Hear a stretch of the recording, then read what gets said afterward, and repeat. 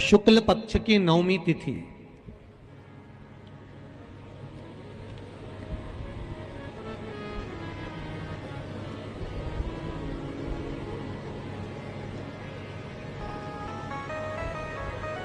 पीला चंदन घिसकर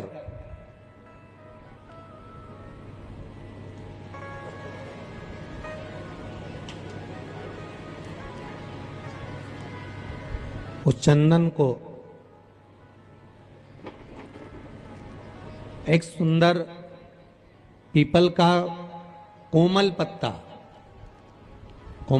मतलब एकदम, एक तो पीपल का होता है कड़ला पत्ता, एकदम कड़क हो जाता है, और एकदम होता है कोमल पत्ता।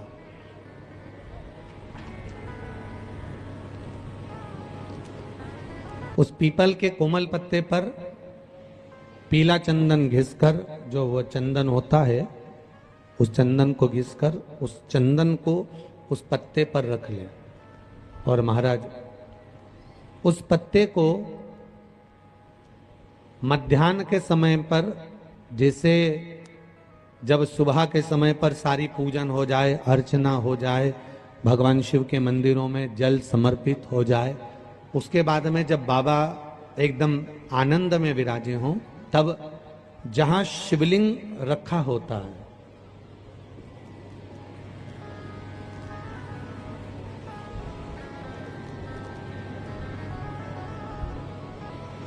जैसे ये शिवलिंग है और ये कटी भाग जहां शिवलिंग रखा हुआ है, इस कटी भाग पर जहां शिवलिंग रखा है उसके पास में ही 3 उंगलियों से चंदन का लेपन उस कटी भाग पर करना है। जो उंगलियां लगी रहेगी उसी को अशोक सुंदरी वाली जगह पर स्पर्श करना है, और अशोक सुंदरी वाली जगह पर स्पर्श कर कर कुछ देर तक चंदन लगे रहने देना है। उसके बाद में उस चंदन को वापस निकाल कर लेकर आना है। कटी भाग पर जो लगाया गया है उसको भी निकाल कर वापस लेकर आना है। फिर बाबा का स्नान नहीं कराना है, केवल चंदन लेकर आना है, उसी पीपल के पत्ते पर रखकर। एक डिब्बी में उस चंदन को आप रख लीजिए। कुछ दिन जिसकी नेत्र ज्योति कमजोर है, चश्मा लग रहा हो, श्रवण शक्ति कमजोर हो, सुनाई कम दे रहा हो, उसके कंठ से इस ठोड़ी तक उस चंदन का तिलक लगाना प्रारंभ कर दीजिए, और नेत्रों के नीचे थोड़ा सा वो चंदन लगाना प्रारंभ कर दीजिए। लगभग 20 से 22 दिन तक आप उसका प्रयोग करिए, और एक रुद्राक्ष का जल शिव को समर्पित कर कर उस जल का आचमन करना प्रारंभ कर लीजिए। लगभग 22 दिन लगेंगे। धीरे धीरे फिर जाकर डॉक्टर को जांच करा लेना, नेत्र की ज्योति बढ़ना प्रारंभ हो गई है। पर विश्वास के साथ में, भरोसे के साथ में, क्योंकि सबसे मूल अगर कुछ है तो विश्वास मूल है। मानो तो मैं गंगा मां हूं, और ना मानो तो बहता पानी। अगर आपका विश्वास प्रबल होगा, भरोसा अगर प्रबल होगा, विश्वास अगर प्रबल होगा तो भगवान मिलेगा, और अगर विश्वास नहीं है तो परमात्मा नहीं मिलेगा। नवमी तिथि या नौमी तिथि किसी भी महीने की, चाहे शुक्ल पक्ष की हो चाहे कृष्ण पक्ष की हो, अष्टमी और नौमी तिथि, ये 2 तिथियां ऐसी हैं, मान लो तुम्हारा पैसा तुमने किसी को दिया, 5 लाख, 4 लाख, 3 लाख, 10 लाख, 8 लाख, 2 लाख, 50,000, 25,000, 20,000, 40,000, और वो पैसा नहीं दे रहा आपको। आप हार गए कह के कर, फोन लगा लगा कर, भैया दे दे रहे, परेशानी है, दे दे रहे भैया, हम तो परेशान हो गए, और हार गए, नहीं मिल रहा, बहुत परेशान। तो महाराज किसी भी अष्टमी या नौमी तिथि के दिन आप मां जगतजननी जगदम्बा का शिव के साथ में, शिव शक्ति का स्मरण कर कर देवी के नाम की 9 आहुतियां, सूखे बीले की, मतलब बीला जो सूख चुका है, उसकी 9 आहुतियां अग्नि में शंकर और सती के नाम से, शंकर और शिव के नाम से समर्पित करें, और आखिरी आहुति जो समर्पित करें उसमें थोड़ा सा भाग तिल का, और तिल भी काली नहीं चढ़ती उसमें, श्वेत तिल का भाग उसके साथ लगाकर समर्पित करे, और जिससे धन लेना है उसका नाम लेकर वो समर्पित करे महाराज, उसको सुध आएगी और वो पैसा किसी भी हाल में आपके हाथ में थमाकर जाएगा ही, ये पक्का है। उसकी आहुतियां, और कोई कोई माताएं कह देती हैं, कोई बच्चा कह देता है मम्मी मुझे याद नहीं होता, याद करता हूं परीक्षा हॉल में जाकर भूल जाता हूं, मैं कुछ पढ़ता हूं बाद में जाके भूल जाता हूं, स्मरण में नहीं रहता। तो उनसे भी निवेदन है, आप मां नील पाठ नहीं पढ़ सकते, स्तोत्र नहीं कर सकते, संस्कृत में नहीं पढ़ सकते, तो मां नील सरस्वती के नाम से अष्टमी, नवमी और चतुर्दशी के दिन एक शंख पुष्पी पुष्प को, नीला कलर का जो फूल होता है बेल में लगा होता है, जो शिव जी को अति प्रिय होता है, उस पुष्प को आप जलाधारी पर रख दीजिए। जलाधारी जानते हो ना सब लोग, शिवलिंग पर नहीं, जलाधारी पर रख दीजिए और जल चढ़ाना 7 बार प्रारंभ करिए। बाबा देव अधिदेव महादेव आपको याददाश्तता में प्रवर करेगा। परीक्षा हॉल में जितना तुम याद कर कर गए हो, अच्छी मेहनत कर कर गए हो, तो भूलोगे नहीं, तुम्हारी बुद्धि तीव्र होती चली जाए, प्रबल होती चली। कभी मौका लग जाए अपनी जिंदगी में, कभी मौका लग जाए, कभी तुम्हारी जिंदगी में मौका लग जाए, सिद्धि विनायक गणेश जी का दर्शन करने के लिए जाओ, दगड़ू गणेश का दर्शन करने के लिए जाओ, अष्ट विनायक का दर्शन करने के लिए जाओ, उनके मंदिर में एक बार आवाज लगा कर कह देना हर हर महादेव। सबसे ज्यादा खुश होंगे मेरे गणेश जी महाराज, आज तो मेरे पिता का आशिक आया है, आज मेरे पिता को चाहने वाला आया है, और पिता का प्रेमी मेरा भी प्रेमी। कभी हरि विठ्ठल का दर्शन करने के लिए पंढरपुर में जाओ, क्योंकि भारत की भूमि पर केवल एक भगवान नारायण का मंदिर ऐसा है, पूरी भारत की भूमि में क्या पूरे विश्व में केवल भगवान पांडुरंगा हरि विठ्ठल का मंदिर ऐसा है जिसमें भगवान विष्णु के सिर पर शंकर का शिवलिंग है, वो पूरी दुनिया में एक हरि विठ्ठल में, केवल पांडुरंगा हरि विठ्ठल। इसलिए पंढरपुर में दर्शन करने जाओ, विठ्ठल विठ्ठल विठ्ठल विठ्ठल विठ्ठल विठ्ठल के साथ में एक आवाज और होना चाहिए, हर हर महादेव। तो हरि विठ्ठल प्रसन्न हो जाते हैं। मेरे मस्तक पर जो शिव बैठे हैं उसको देखकर आवाज लगा रहा है हरि विठ्ठल। ये दुर्वा बुधवार के दिन जो बार इस बार पड़ रहा है उस दिन समर्पित करिए। 41 दुर्वा प्रत्येक बुधवार को गांठ लगाकर गणेश जी को समर्पित कर कर वापिस उठाकर उस दुर्वा को खाली पेट, आपके घर में भी गणेश जी होंगे उनको समर्पित करो, खाली पेट इस दुर्वा को केवल चबा चबा कर खा लो और आधे घंटे बाद पानी को पी लो। बुधवार की बुधवार 5 बुधवार करना, गणेश जी को चढ़ाना, सफेद दुर्वा को गणेश जी को समर्पित कर कर चबा चबा कर खाना। उदर की प्रॉब्लम, जो भी मसा आदि की प्रॉब्लम होती है उदर से जुड़ी हुई होती है, जिस चीज से जुड़ी होगी, पेट की जितनी प्रॉब्लम होगी, आपको जितनी भी प्रॉब्लम होगी वो सारी 5 बुधवार करना, छठे बुधवार को जरूरत ही नहीं पड़ेगी। यदि भगवान गणेश जी की पूजन और भगवान शंकर की पूजन दोनों जब शमी पत्र से करी जाती है तो शरीर में कैसा भी रोग भरा पड़ा हो, डॉक्टर ने कह दिया कि यह बहुत बेकार रोग है और यह रोग इसका पीछा नहीं छोड़ेगा, यदि आपको डॉक्टर ने कह दिया कि ऐसा है, डॉक्टर की दवाइयां लो, जांच कराओ, डॉक्टर को दिखाओ, रिपोर्ट लाओ, पर साथ में 7 स्थान बताए हैं जहां पर शमी पत्र को अगर चढ़ाते रहे चढ़ाते रहे चढ़ाते रहे तो वो रोग कितना भी बड़ा हो आखिरी में वो रोग समाप्त हो ही जाता है। 7 स्थान बताए शमी पत्र। अब शमी पत्र के 7 स्थान तो बताएं, पर शमी पत्र की इतनी महत्वता क्यों है, मंदार की इतनी महत्वता क्यों है, गणेश जी की पूजन में, शिव जी की पूजन में इतनी महत्वता क्यों है? 7 स्थान पर शमी पत्र का वर्णन किया गया। 7 स्थान शिव महापुराण के वो 7 स्थान शिवलिंग के आप लोग देखेंगे, दर्शन करेंगे। ये मानकर चलिए ये जलाधारी है, ये जहां से जल बहता है वो स्थान, ये शिवलिंग है। समझ में आ रहा है सबको? ये शिवलिंग, ये जलाधारी, ये जल बहता है वो स्थान, बीच में अशोक सुंदरी का स्थान, गणेश जी कार्तिकेय जी का स्थान, माँ जगत जननी का हस्त कमल, शिवलिंग, ऊपर जलाधारी में जया, विषहरा, श्यामली बारी, दौतली, 7 स्थान बताए। पहला स्थान अशोक सुंदरी का स्थान, द्वितीय स्थान भगवान श्री गणेश जी महाराज का स्थान, जहां गणेश जी का स्थान है सीधे भाग में उस स्थान। तृतीय स्थान मां पार्वती जी का हस्तकमल। चतुर्थ स्थान भगवान शंकर का शिवलिंग। चौथा स्थान।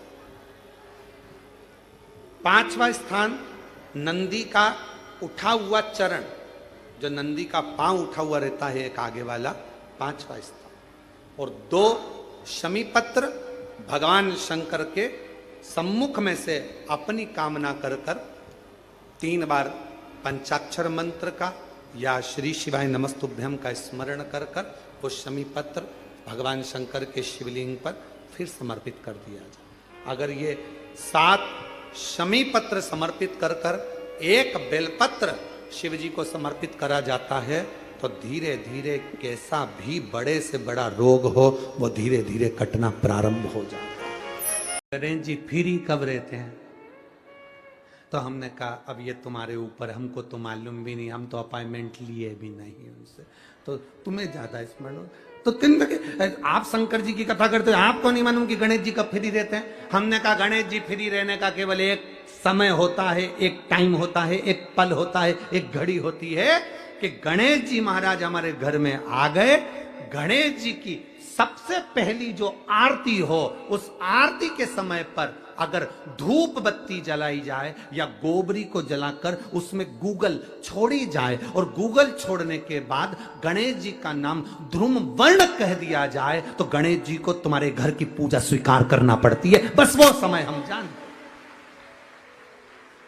हम तो बस उतना जानते हैं कि शिव महापुराण में लिखा और मुद्गल पुराण में लिखा, गणेश पुराण में लिखा, गणेश जी का एक नाम होता है ध्रुम वर्ण।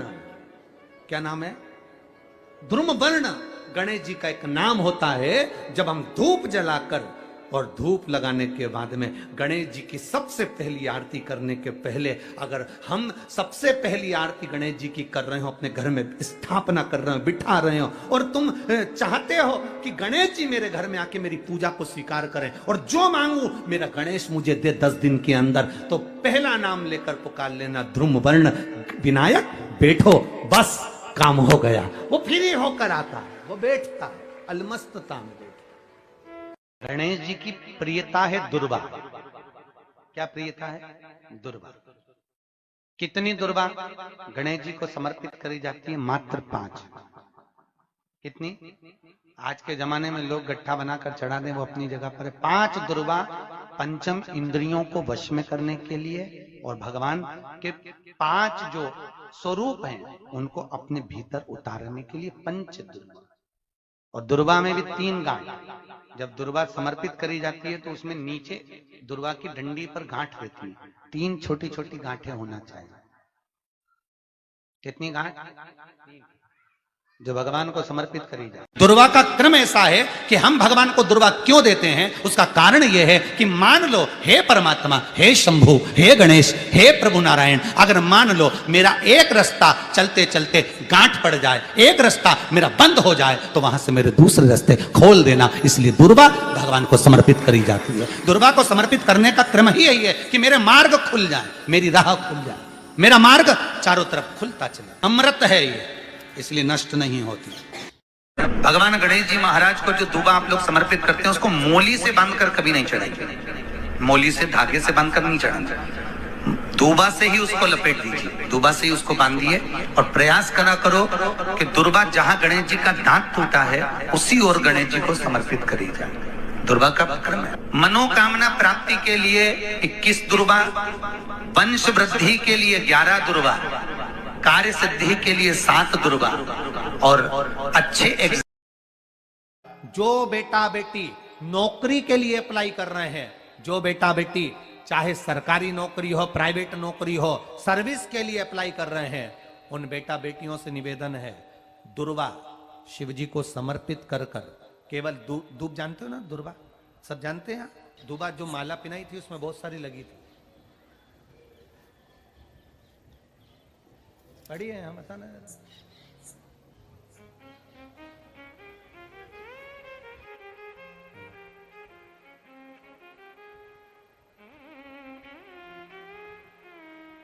दुर्वा, जो बेटा बेटी सर्विस के लिए अप्लाई कर रहे हैं, तुम मेहनत करो, पढ़ाई करो, खूब पढ़ो, खूब तैयारी करो, अच्छे से तैयारी करो, जितनी मेहनत तुमने पूर्व में करी उससे दुगनी मेहनत तुम करो उस नौकरी को पाने के लिए। और साथ में जब एग्जाम के लिए जाओ, कहीं इंटरव्यू देने के लिए जाओ, दुर्वा शिव जी को, इस दुर्वा का जो डंडी का मुख है ये अशोक सुंदरी वाली जगह, फिर समझ लीजिए जैसे ये शिवलिंग, ये गोल जलाधारी, यहां से पानी नीचे गिरता है, बीच में अशोक सुंदरी का स्थान होता है। तो ये जो दुर्वा हम चढ़ाएंगे तो इसका डंडी का मुख शिवलिंग के पर चढ़ाएंगे, तो ये शिवलिंग पर डंडी की जो भाग है वो अशोक सुंदरी की ओर हो गया और ये भाग इस ओर हो गया। शिव जी को समर्पित कर कर पहले दुर्वा चढ़ाएंगे, उसके बाद में देवाधिदेव महादेव को एक लोटा जल जो तुम घर से लेकर गए हो वो समर्पित करो। 3 महीना लगातार अपनी पढ़ाई की मेहनत करो, अपने इंटरव्यू की मेहनत करो और खूब अच्छा पढ़कर साथ में एक लोटा जल और दुर्वा, शिव जी को भले 10 दुर्वा की जगह केवल 1 दुर्वा चढ़ाओ, चढ़ाकर जल चढ़ाना, 3 महीने तक लगातार बाबा से प्रार्थना करना। विश्वास कहता है अगला पत्र तुम्हारा व्यासपीठ पर होगा, नौकरी लगेगी, निश्चित है।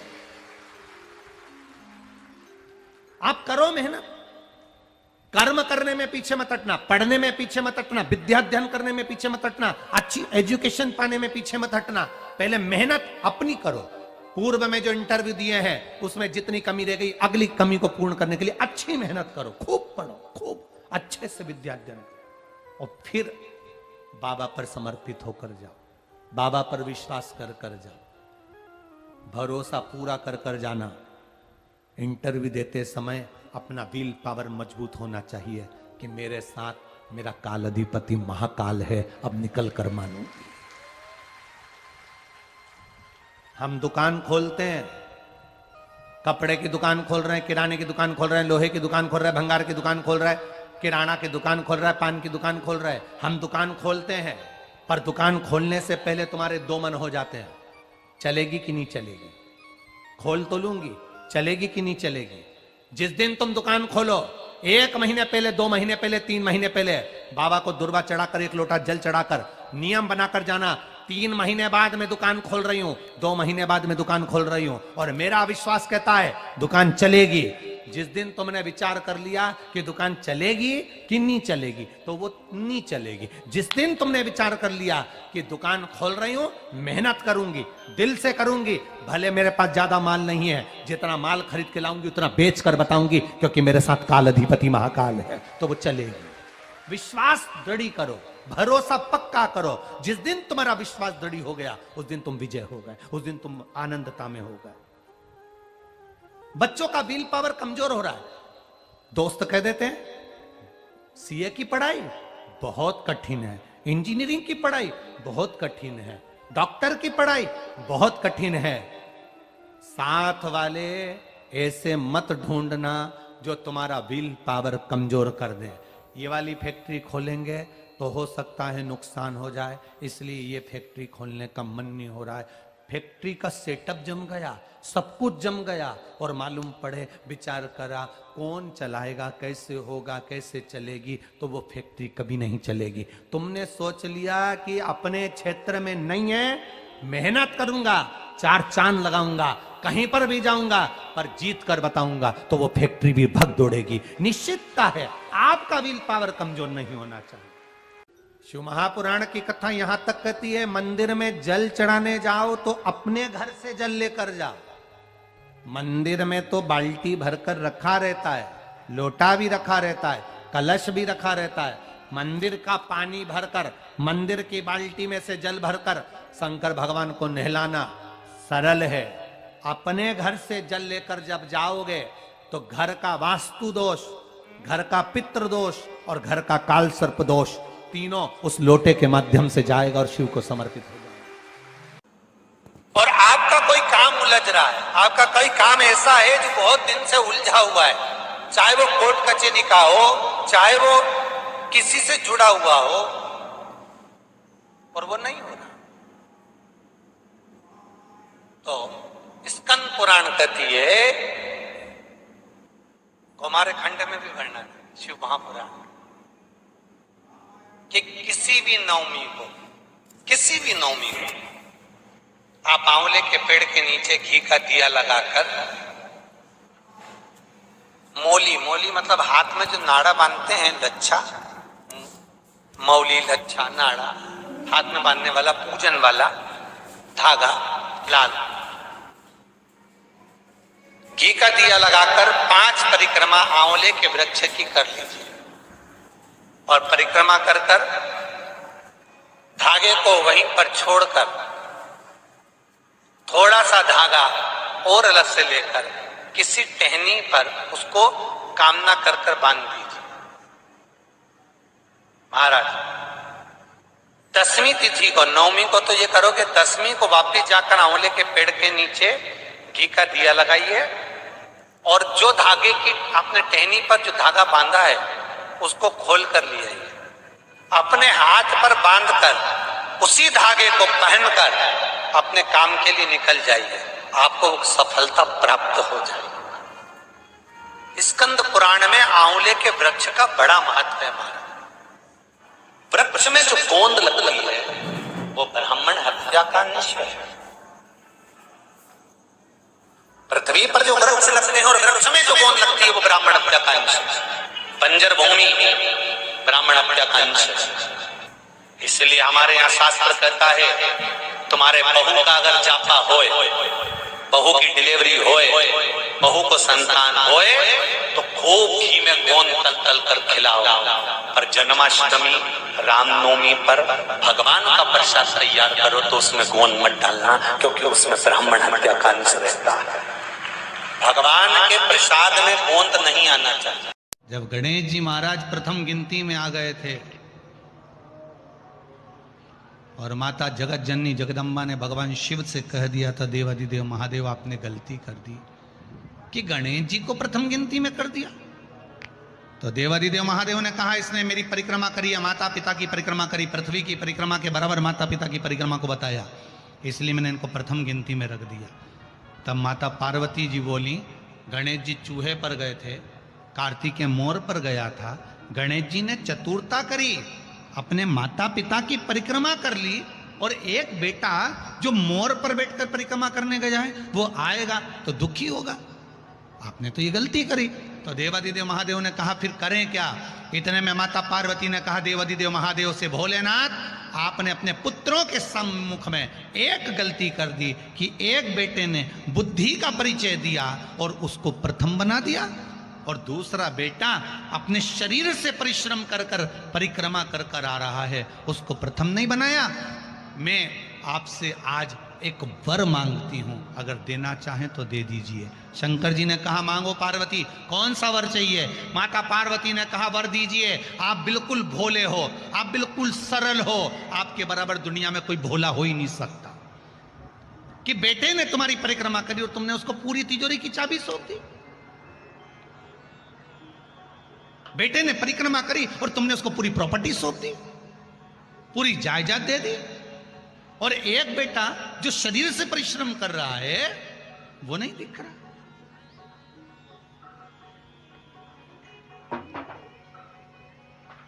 दो बेटे, एक फोन पे लगा रहे, सारा व्यापार फोन पे, हाँ माल भेज देना, हाँ ऐसा कर लेना। ऑफिस में बैठा बैठा लिखा पढ़ी करता रहे, ऑफिस में बैठा बैठा काम करता रहे। और एक बेटा इंदौर जा रहा है, पुणे जा रहा है, मुंबई जा रहा है, यहाँ जा रहा, वहाँ जा रहा, वहाँ पहुँच रहा, वहाँ कर रहा। माता पिता की निगाह में कौन सा बेटा ज्यादा काम करता दिखेगा? बोल दो रीजी जी। अरे बोलो बोलो, तुम तो बोल, पीछे मटो तो निमाड़ी हो। यहाँ तो मिर्ची के लिए बोल दिए तो फिर बोलवा में कहीं जाए। तो तुम घबराना नहीं, तुम तो बोलो। सबको क्या लगेगा, ये बेचारा वहां गा रहा है, वहां जा रहा है, घर छोड़ रहा है, परिवार छोड़ रहा है, काम तो सारा यही कर रहा है, और दूसरा वो तो मोबाइल पर लगा। पर एक अगर मोबाइल पर लगा हुआ है, बैठकर ऑफिस संभाल रहा है, वो भी अपना बुद्धि का परिश्रम कर रहा है, तो दूसरा भी चल फिर कर परिश्रम कर रहा है। परिश्रम में दोनों कम नहीं है, ये माँ जानती है। इसलिए माता पार्वती ने कहा कि वो शरीर का परिश्रम कर कर आया और इसने बुद्धि का परिश्रम करा, तुमने प्रथम स्थान दे दिया। माता पार्वती जी कहती हैं, भोलेनाथ एक वर दे दीजिए। शंकर जी ने कहा, मांगो क्या चाहिए, बस वर इतना सा दे दीजिए, आज के बाद कभी तुम्हारी परिक्रमा नहीं हो, आज के बाद तुम्हारी कभी पूर्ण परिक्रमा नहीं हो। अगर कोई पूर्ण परिक्रमा करेगा तो उसका करा हुआ सारा पुण्य समाप्त हो जाएगा। शंकर जी ने कहा तथास्तु। भोलेनाथ बोले तथास्तु। इसलिए पार्वती ने कहा आपकी आधी परिक्रमा होगी, जहां से चले थोड़ी दूर तक घूमे, जहां से जल निकलता है उसको पार नहीं किया गया, वापस घूमकर वहीं से आ गए, आपकी आधी परिक्रमा होगी। क्योंकि हम भोले इतने हो, कोई परिक्रमा लगा कर चले गया तो तुम दे दो। तुम्हारे तो वचन, लंका अधिपति रावण ने आकर कह दिया था कि प्रभु सोने की लंका दे दो, दे दी। एक दिन उसने कह दिया पार्वती जी को दे दो, निकल ले जा।